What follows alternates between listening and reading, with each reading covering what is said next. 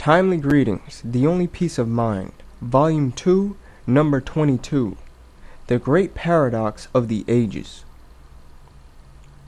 Copyright 1954 reprint, all rights reserved, V.T. Hoddif. Text for prayer. Break up the fallow ground. I shall read from page 56 of Christ's Object Lessons. Throughout the parable of the sower, Christ represents the different results of the sowing as dependent upon the soil. In every case, the sower and the seed are the same. Thus, he teaches that if the Word of God fails to accomplish its work in our hearts and lives, the reason is to be found in ourselves. But the result is not beyond our control.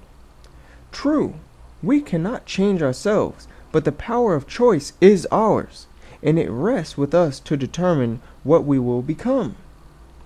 The wayside, the stony ground, the thorny ground hearers need not remain such. The soil once overgrown by thorns can be reclaimed only by diligent labor. So the evil tendencies of the natural here can be overcome only by earnest effort in the name and strength of Jesus. The Lord bids us by his prophet, break up your fallow ground, and sow not among thorns. Sow to yourselves in righteousness, reap in mercy. This work he desires to accomplish for us, and he asks us to cooperate with him. We shall now kneel and pray that we may ever be awake to the voice of the Spirit of God, to know that although we cannot change ourselves, yet the power of choice is ours, that to ever remember that God has created us free moral agents, that we ourselves are responsible for our hardness of heart, to let him break up our fallow ground so that we may sow to ourselves righteousness, to know that through prayer and study we can awake our desire for spiritual things. The Great Paradox of the Ages. Text of address by V.T. Hoddif, Minister of Davidian Seventh-day Adventist, Sabbath, January 10th, 1948, Mount Carmel Chapel, Waco, Texas. Zechariah chapter 6 verses 1 through 8. And I turned and lifted up mine eyes and looked, and behold, there came 4 chariots out from between 2 mountains, and the mountains were mountains of brass. In the first chariot were red horses, and in the second chariot black horses, and in the third chariot white horses, and in the fourth chariot grizzled and bay horses. Then I answered and said unto the angel that talked with me, What are these, my Lord? And the angel answered and said unto me, These are the 4 spirits of the heavens, which go forth from standing before the Lord of all the earth. The black horses which are therein go forth into the north country, and the white go forth after them, and the grizzled go forth toward the south country.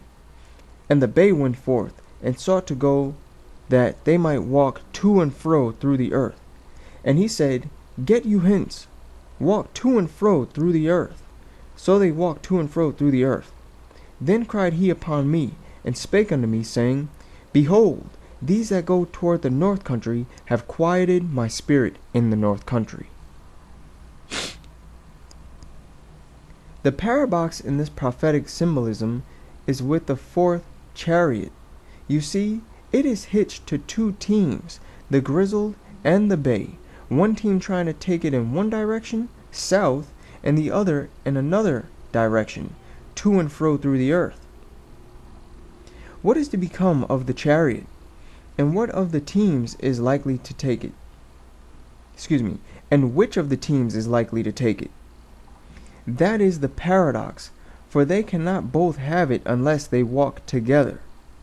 As this is a paradoxical symbolism, it has been a mystery ever since the prophecy wrote it, and as it is now disclosed for the first time, inspiration obviously is forewarning someone of something very serious that is to take place at this particular time. What can it be? The prophet Zechariah was as anxious to know as we are, for he asked, What are these, my Lord? And to his question came the answer, These are the 4 spirits of the heavens, which go forth from standing before the Lord of the whole earth. The angel's The angel's answer is positive. The chariots, he declared, are the spirits of the heavens who stand before the Lord and who are set to go to and fro through the earth. Plainly then, these 4 teams and chariots symbolize 4 messages, 4 spirits sent from God's presence.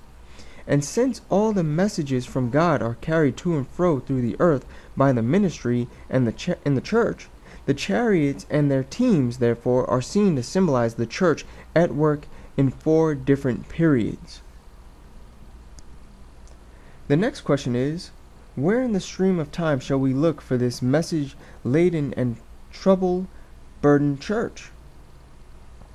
In our time, in the past, or what? The brass mountain give the clue, for the chariots came from between them. We should therefore first find out what the mountains symbolize and where they stand in time. And as the chariots came from between the mountains, one standing in their left in the future and the other to the right in the past, it is necessary to locate them first. The biblical interpretation of a symbolical mountain is as follows. Jerusalem shall be called a city of truth, and the mountain of the Lord of hosts, the holy mountain. Zechariah chapter 8, verse 3. The mountains in Zechariah's prophecy, therefore, as elsewhere in the Bible, are seen to symbolize 2 governments, churches, very similar in nature, both of brass, and at 2 different times, one to the chariot's right and one to their left.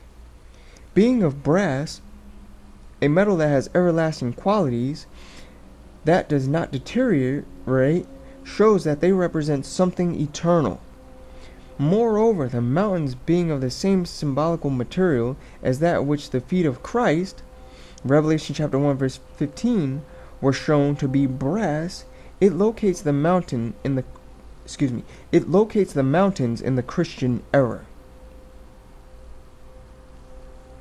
The only such holy governments of God in the Christian era, one in the past and one in the future, between which the path of the chariot lies, are the church of the Pentecost with the 120 spirit-filled disciples, symbolized by the mountains to the chariot's right, and the church at the second Pentecost, Joel chapter 2 verse 28 and 29, yet future, with the 144,000 spirit-filled disciples standing on Mount Zion with the Lamb, Revelation chapter 14 verse 1, symbolized by the mountain to the chariot's left.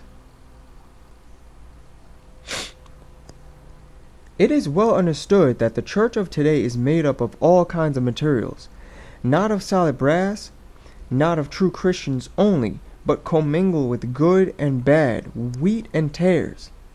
The truth is therefore obvious. There is to be another such sin-destroying and sin-sifting theocracy as the one in the day of Annas and Sapphira, who for sinning gave up the Holy Ghost as they fell at the apostles' feet. Acts chapter 5 verses 1 through 11.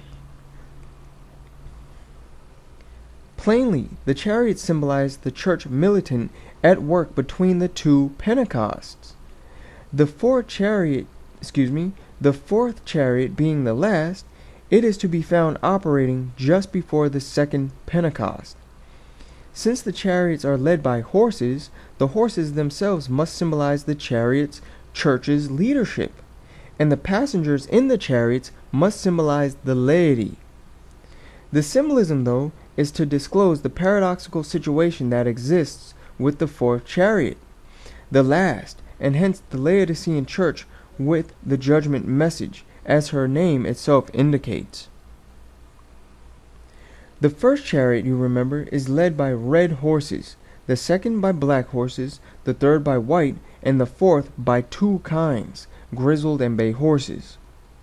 The color of each horse being a mark of species, it must be indicative of their natural and consequential circumstances. And as afore noted, they are symbolical of the ministry in each segment of church history. The red evidently signifies martyrdom, the black signifies captivity, the white signifies freedom. Grizzled, in indefinite color, neither black nor white, symbolizes ministers that are neither true Christians nor true Gentiles, hypocrites.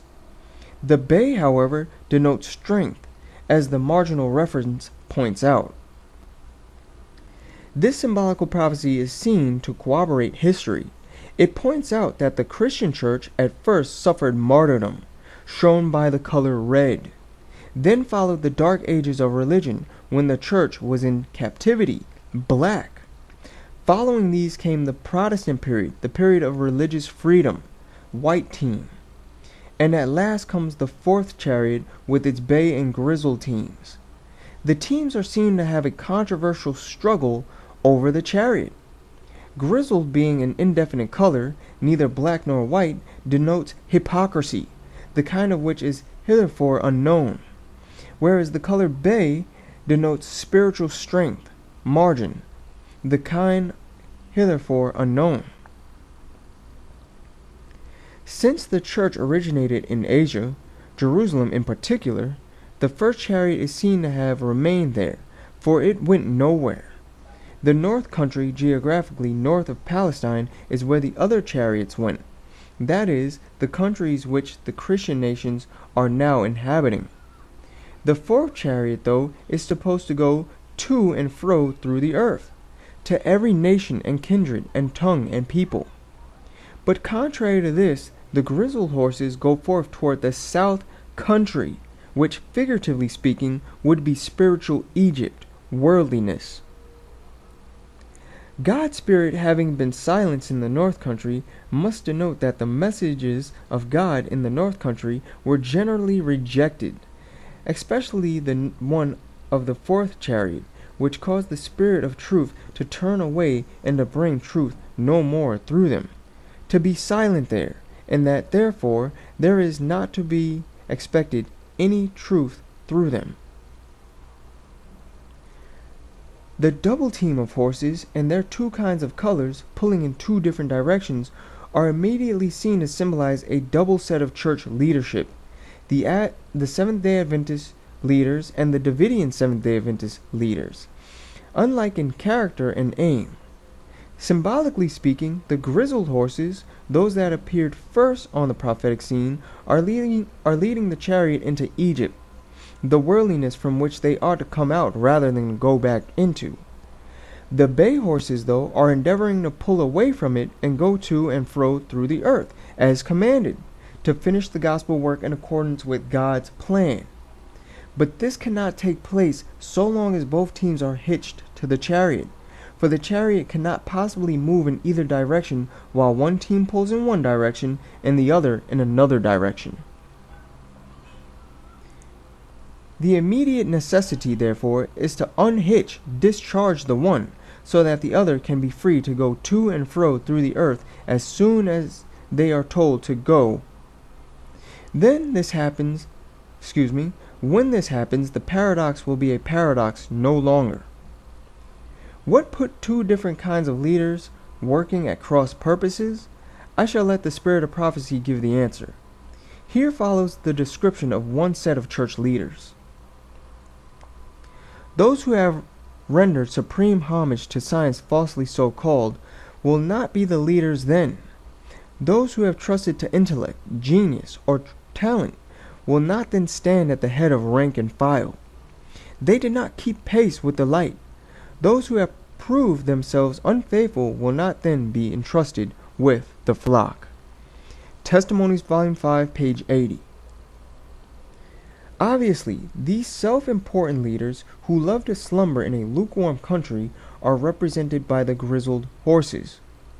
We shall now read of the leaders whom the bay horses depict, the ones that come on the scene last. The Lord has faithful servants, who in the shaking, testing time will be disclosed to view. There are precious ones now hidden whom have not bowed the knee to Baal. They have not had the light which has been shining in a concentrated blaze upon you, but it may be under a rough and uninviting exterior, the true brightness of a genuine Christian character will be revealed. In the daytime we look toward heaven, but do not see the stars. They are there, fixed in the firmament, but the eye cannot distinguish them. In the night we behold their genuine luster. Testimonies, Volume 5, page 80 through 81. This is exactly what is happening right now.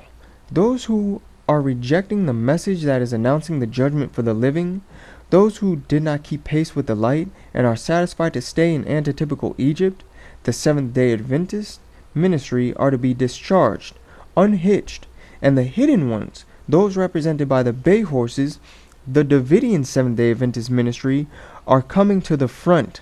They are now being disclosed to view and getting ready to take the chariot.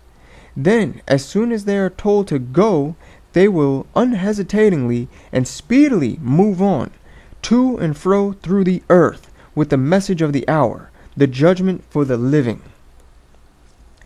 Now, let the founder of the Seventh-day Adventist denomination concretely explain what and where the South Country is. I am filled with sadness when I think of our condition as a people. The church has turned back from following Christ her leader and is steadily retreating toward Egypt. Yet few are alarmed or astonished at their want of spiritual power. Doubt and even disbelief in the testimonies of the Spirit of God is leavening our churches everywhere. Satan would have it thus. Ministers who preach self instead of Christ would have it thus. The testimonies are unread and unappreciated. God has spoken to you. Light has been shining from his word and from the testimonies, and both have been slighted and disregarded. The result is apparent in the lack of purity and devotion and earnest faith among us. Testimonies, Volume 5, page 217. Underscored words ours. What will unhitch the grizzled horses from the chariot? Isaiah the prophet has the answer. Isaiah chapter 66, verse 16, 19, and 20.